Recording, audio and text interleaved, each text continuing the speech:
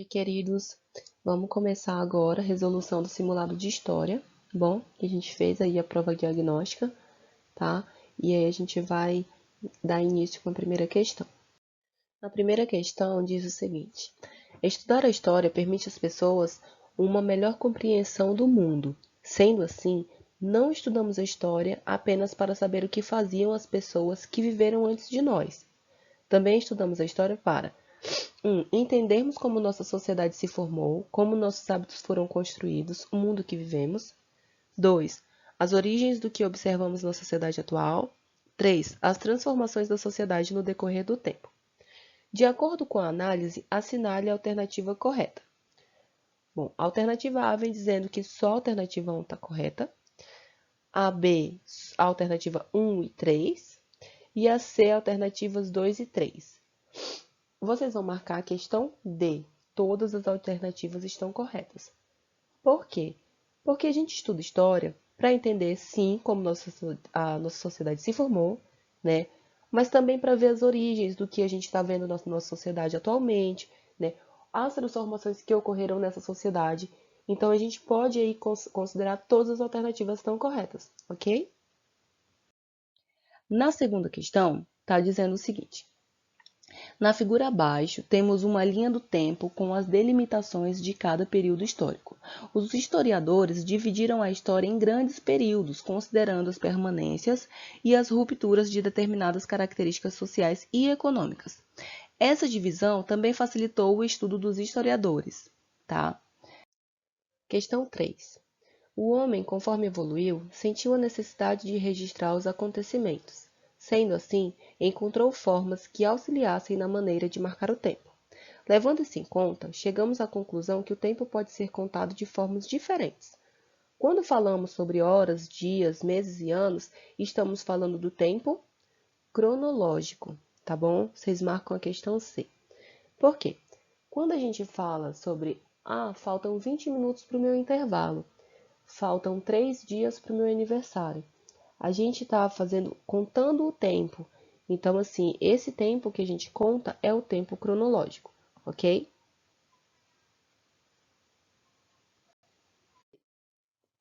Na questão 4, a gente vai ler o trecho. As pessoas desse mundo nômade devem ter vivido uma terrível incerteza. Estavam à mercê das estações climáticas, pois não armazenavam grãos, nozes ou outros alimentos com os quais pudessem enfrentar a fase inicial de um período de escassez. Os abrigos, em sua maioria, eram frágeis. Em algumas regiões, humanos viviam lado a lado com tigres, leões, ursos, panteras, elefantes e outros animais de grande força e ferocidade. Era comum que a morte chegasse de maneira repentina e misteriosa. Então, com esse trecho, a gente percebe o quê?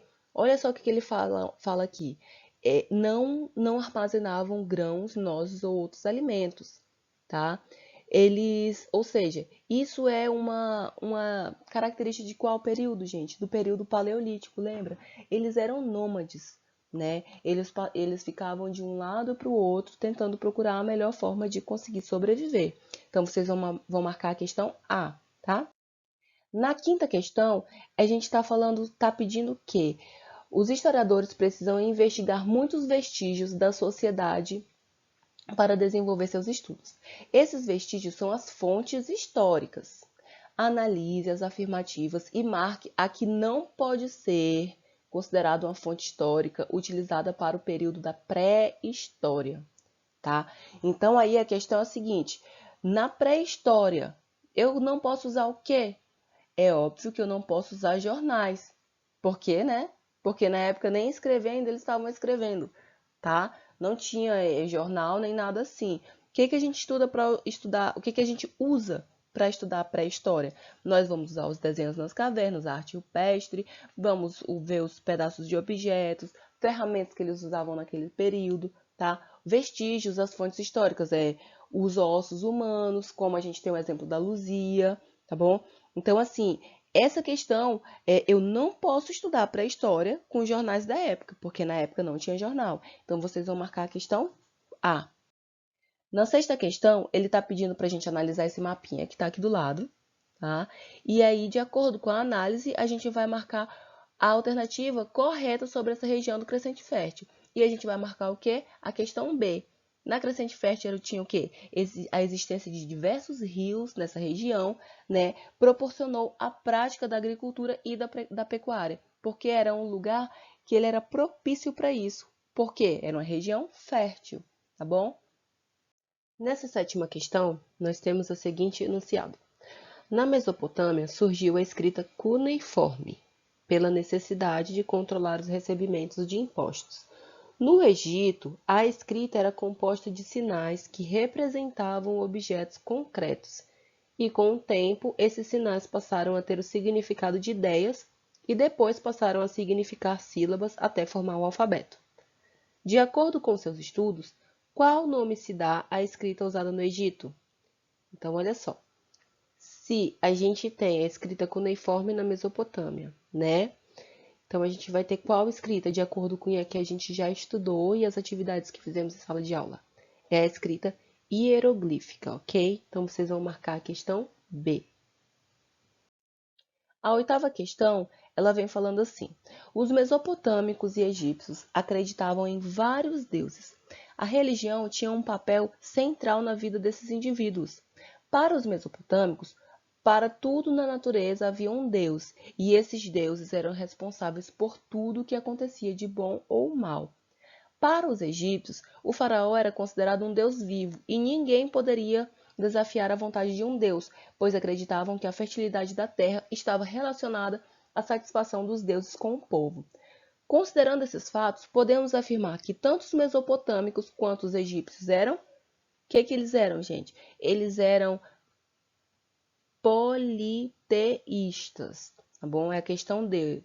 Por quê? Porque eles acreditavam em vários deuses.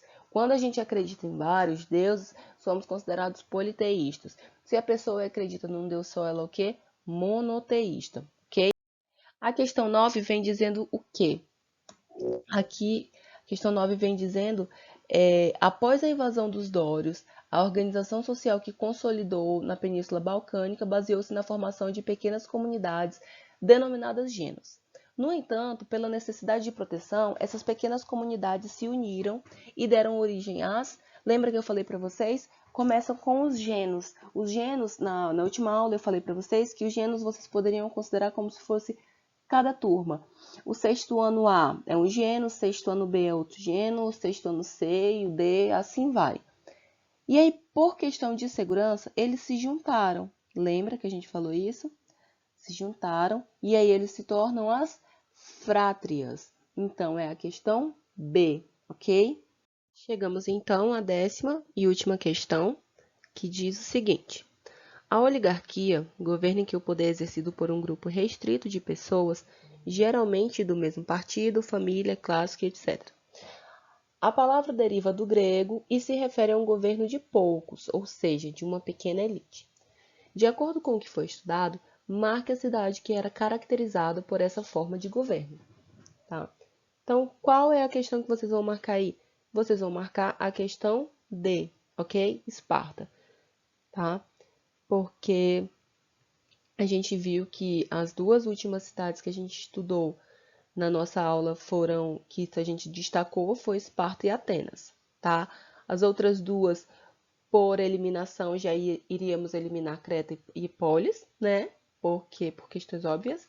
E aí a gente tira Esparta e Atenas. Mas Atenas nós temos o governo democrático, tá? Então, o que sobra é Esparta. Marquem Esparta. Então, foi isso, meus amores. Essa foi a nossa resolução do nosso simulado de história.